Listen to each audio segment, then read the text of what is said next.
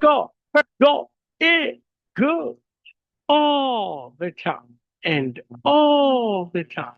Go, it, good. Praise God, praise God. Isang mapagpalang araw po sa bawat isa. Sa pagkakataong ito, tayo po ay dudulog at lalapit sa ating Diyos na buhay ng may pananampalataya na kung saan may dalawa o tatlo na nagkatipon sa kanyang ngalan. Daroon siya sa kanilang kalagitnaan. Sa araw na ito, tayo po ay nagdiriwang ng pananalangin, samantalang tayo po ay nagdiriwang ng araw ng Kapaskuhan. Kaya tayo po ay nagpapasalamat sa Panginoon sapagkat ito po ang dakilang araw na ating itinuturing na pagdating ng ating manunubos sa sanlibutan. Maayong budag sa atong mga kaigsuunan diha sa Visayas ug sa Mindanao. Bisan pa katong atong mga kaigsuunan nga anaa sa Luzon ug sa laing naso. Dalaygon ang Ginoo sa walay katapos. Tayo po ay mananalangin sa ngalan ng bayan ng Bira sa probinsya ng Catanduanes. Habang ang atin pong pagsamba ay mula sa aklat ng mga awit kumalupot isang kabanata, ang talata po siya.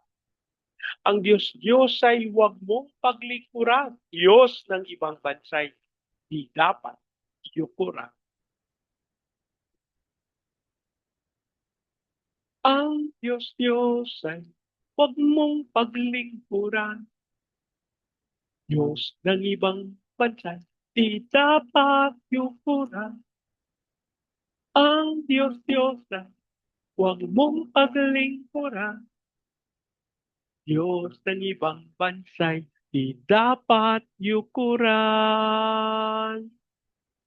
Ama naming Diyos na makapangyarihan sa lahat, kami po'y nagpapasalamat sa pagkakataon na minsan pang makadulog at makalapit sa iyong banal na. Kami po'y nagpapasalamat sa pagkakataon na lumapit sa iyong harapan kahit dasal namin ang paglilinis ng banal na dugo sa lahat naming karumihan, sa lahat naming kasalanan. At ang aming panalangin ng banal na dugo ng aming manunubos ang siyang pumaw sa lahat naming pagsalan. Habang kami din kami dinudulog sa iyo, ang bayan ng Bira sa probinsya ng Catanduanes. Aming panalangin ang lahat ng altar at lahat ng kasunduan na ginawa sa bayan ng Bira nang hindi ayon sa pangalan ng aming manunubos ay mapawalang peace sa pangalan ng aming hiling sa pangunguna ng iyong Santong Espiritu. Maitatag ang altar ng aming manunubos sa bayan ng Bira. Maraming salamat po ang aming pag-asa at tinugon nyo at tinanggap namin ang aming panala sa pangalan ng aming Panginoon. Amen. Amen. Amen. Amen. Amen. Amen. Amen. Amen. Praise God. Praise God.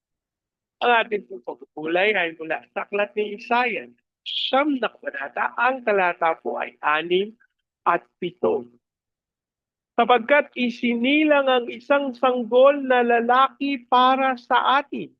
Ibibigay sa kanya ang pamamahala at siya ay tatawaging kahanga-hangang tagapayo, makapangyarihang Diyos, walang hanggang Ama, prinsipe ng kapayapaan.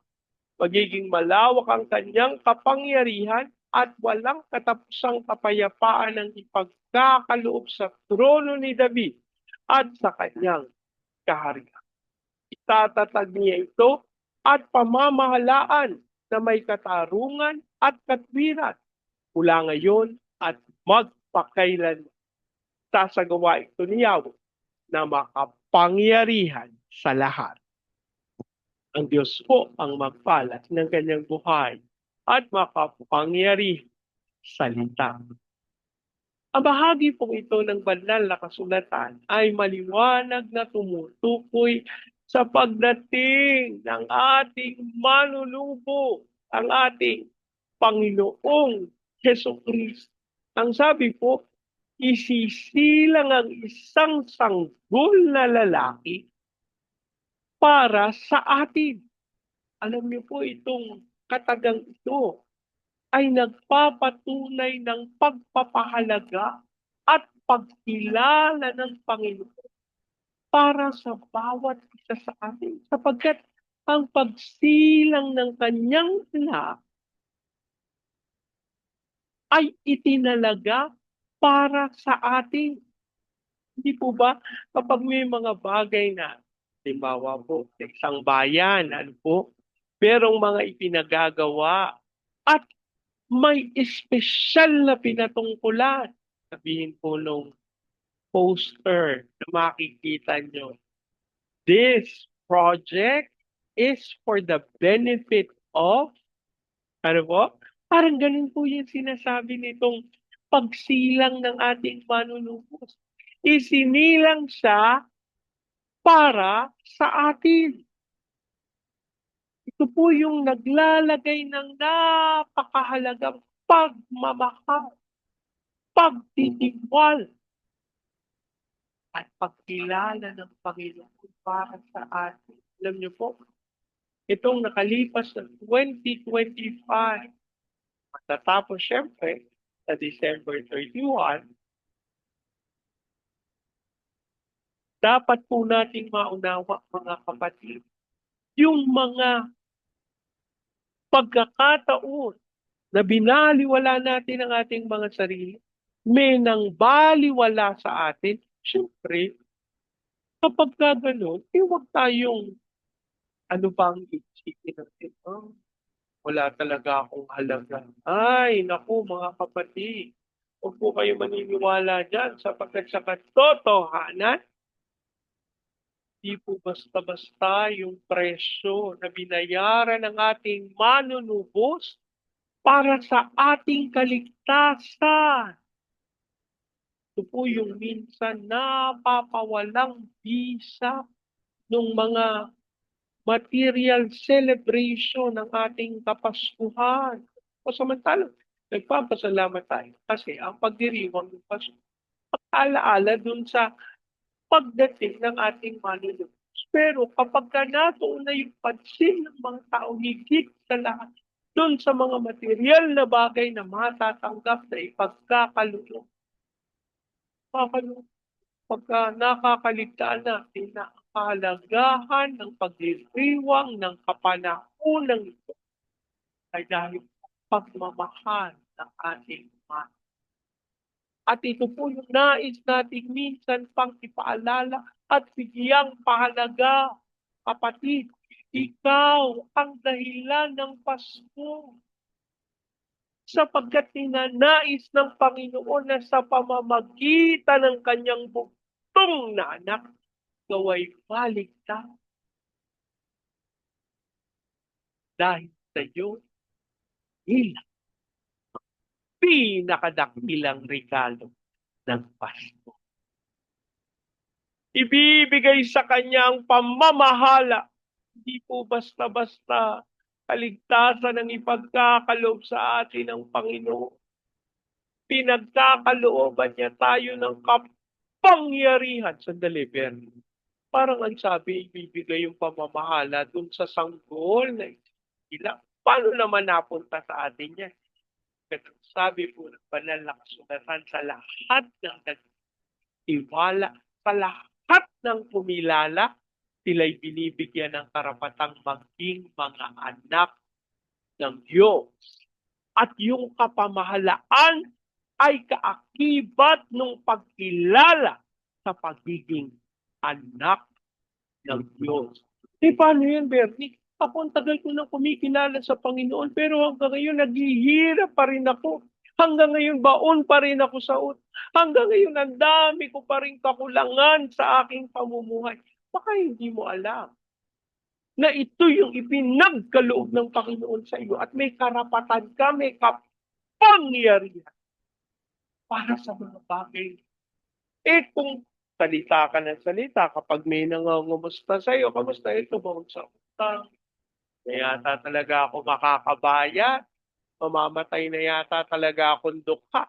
Kapag ganyan ang sinasabi mo, ayon sa sinabi ng banal na kasulatan, ang buhay at kamatayan ay nakasalalay sa ating mga pananalita. Kung sabi ka ng sabi ng negatibo, di yan ang mangyayari sa iyo.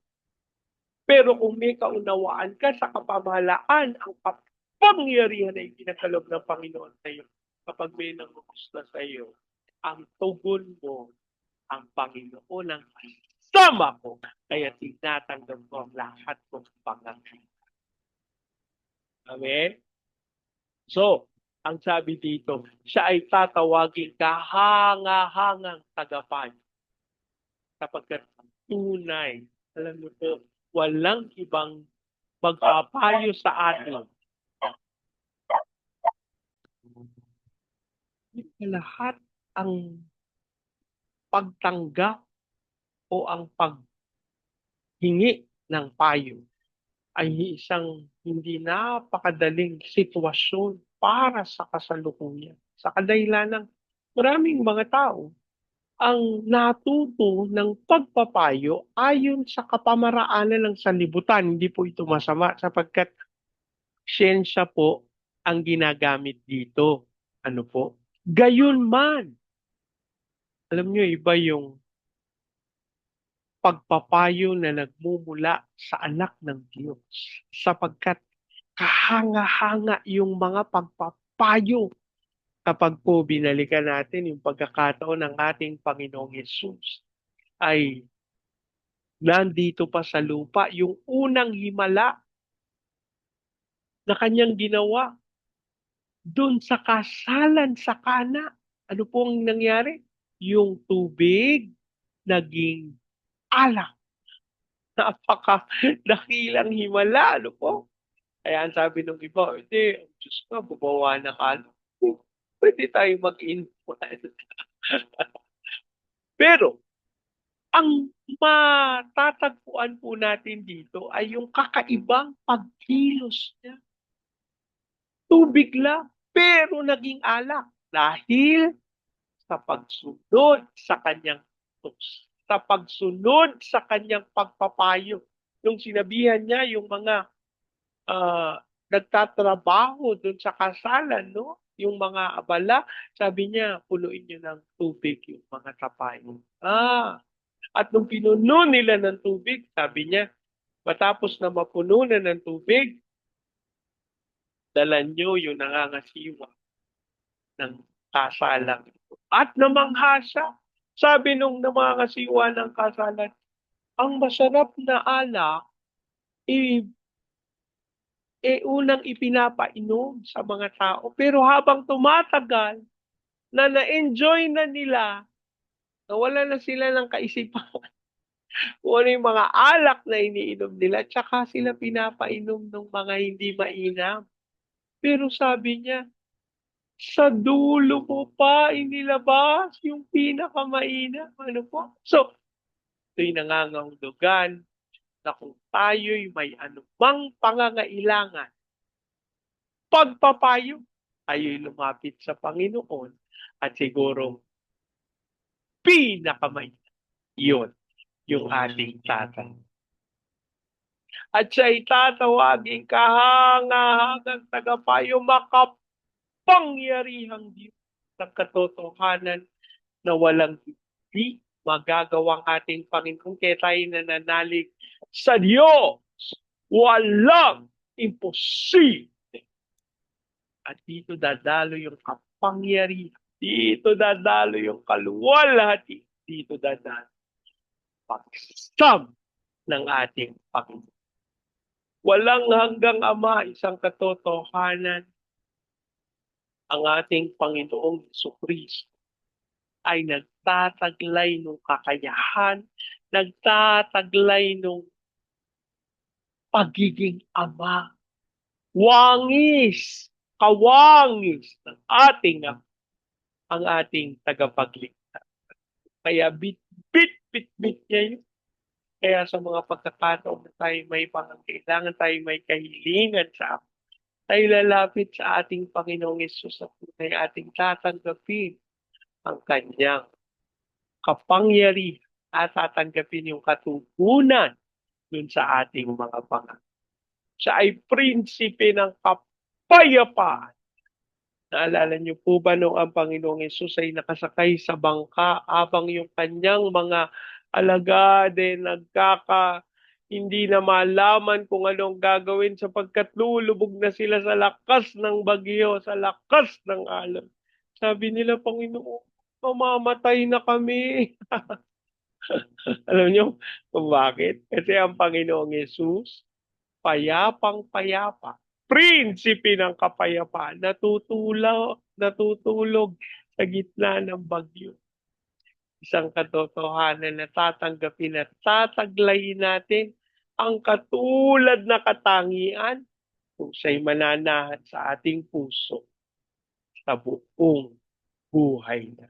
Gawin natin yan, kapatid, kaibigan, nasaan ka man. Anyayahan mo ang Panginoong Heso Kristo na pumasok, manahan sa iyong puso at mundo.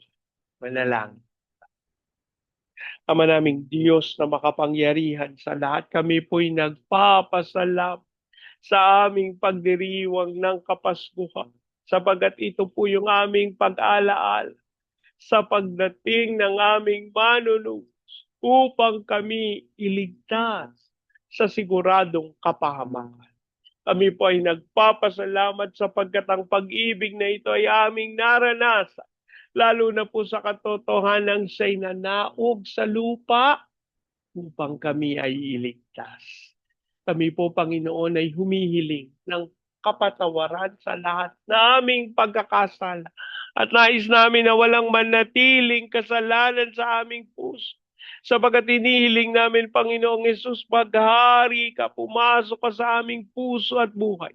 Bilang Diyos at tagapagligtas, isaayos mo po ang aming bawat bahagi upang tunay ang landas na aming malakaran ang inyong nais. Habang amin din pong pinananampalatayanan na tinanggap na namin ang iyong pangako sa pangalan ng aming Panginoong Hesus. Habang amin din pong idinudulog sa iyo ang bayan ng Bigan sa probinsya ng Catanduanes. Ang aming panalangin, ikaw po ang magkaloob ng unawaan sa katawan ng aming Panginoong Kristo sa bayan ng Bigan. Ang aming panalangin, magkaroon ng pagpapatawad, magkaroon ng pagkakaisa at sa pamamagitan nito ang pag-ibig ng Panginoong Hesus ang siyang patuloy nilang maranasan maging dahilan kung bakit ang Santong Espiritu ay makapagtatag ng altar sa bayan ng Bigan. Ang aming panalangin ng altar na ito ay maging altar ng pagpupurit, pagsamba, maging altar ito ng pagtitipan sa iyo, Panginoong Kristo. Dasal din po namin na sa altar na ito dumaloy ang kapangyarihan. We declare the fire of revival sa bayan ng Diyos. At dasal namin na ito'y maranasan sa Baguio City, Cagayan de Oro, Legazpi, Lipa, Manila, Pampanga, Pateros. Ilusan mo po ng may kapangyarihan ng bawat lugar upang maganap ang itinakdam. Ang tawag, dasal namin na ikaw ang magkaloob ng kaunlaran at dumalo ito sa buong Luzon, Visayas at Mindanao. Pahintulot mo na maganap namin yung tawag mo sa amin to be the launching pad of the gospel, to be a missionary, sending country, and to be the America of age in the height of its glory. Dasal po namin ang pagkilos mo, Panginoon, sa aming mga tagapanguna, sa aming President Marcos, Vice President Duterte, sa Senado, Kongreso, Judiciary, Military, Police, Local Government. We declare the fear of the Lord na maghari sa aming gobyerno at ang aming panalangin, kilalanin at tanggapin ka bilang Diyos at tagapagligtas. As we also pray, Panginoon, sa aming mga misyonero, sa iba't ibang panig ng daigdig, ikaw pong gumabay, mag-ingat, magtanggol at magkaloob ng lahat nilang pangangailangan. As we pray sa aming mga OFWs na tinawag mo bilang overseas Filipino witnesses, ayan mong sila'y sumaksi sa mga bansa na iyong itinalaga. Gayun din ang aming panalangin para sa aming mga training agencies, katulad po ng Main Lifeline, Asian Center for Missions, Elijah House Philippines Church, renewal. Asia Pacific International Institute Studies. Lord, dasal din namin ang pagkilos mo na pagkakaloob ng lahat ng biyaya para sa mga ministeryong ito at maging katuwang sila sa maayos na pagbabalik. Lord, you also pray sa mga bansa ng Vietnam, Cambodia, Myanmar, Laos, Thailand, Malaysia, Singapore, Indonesia, Brunei. Dasal namin ang apoy ng revival ang siyang manahan sa mga bayan. As we also pray for the fulfillment of your purposes sa Hong Kong, Macau, Taiwan. Lord, kilusan mo ng may kapangyarihan ng mga bayang ito at puksain ang lahat ng gawa ng kawan. As we also pray for Japan, China, Vietnam, Laos, South Korea, North Korea, Brazil, Russia, at Amerika. Hiling namin, Panginoon, the fire of revival consume all these places. As we also pray peace over Israel. Maraming salamat. Ang aming pag-asa, tinugon nyo, tinanggap namin ang aming panalang sa pangalan ng aming Panginoong Yesus. Amen. Amen. Amen. Amen. Amen. Amen. Amen. Amen. Praise God. Praise God. Lagi po nating tatandaan sa anumang pagsubok, problema, kahirapan, sakit, karamdam. Tayo dudulog lalapit at tawag sa Panginoon dahil sa Diyos walang imposible. Sa pagkakataong ito, yahan niyo po salitain kong basbas ng Panginoon sa inyo at sa inyong sambayan. I declare the everlasting love of the Father. I declare the unending blessings of the Son. I declare the sweet, sweet, sweet fellowship of the Holy Spirit now and forever. I declare this no house and lot with parking, with a no thing, and with a nourishing business. In Jesus. Amen, amen, amen, amen, amen, amen, amen. Praise God. At hanggang sa susunod po, pagbati ng maligayang Pasko at manigong bagong taon. Together, let's declare, Pilipinas, God bless you, big time. And so we declare, to God be all the glory in Jesus' name. Amen, amen, amen, amen, amen, amen, amen. Praise God, praise God.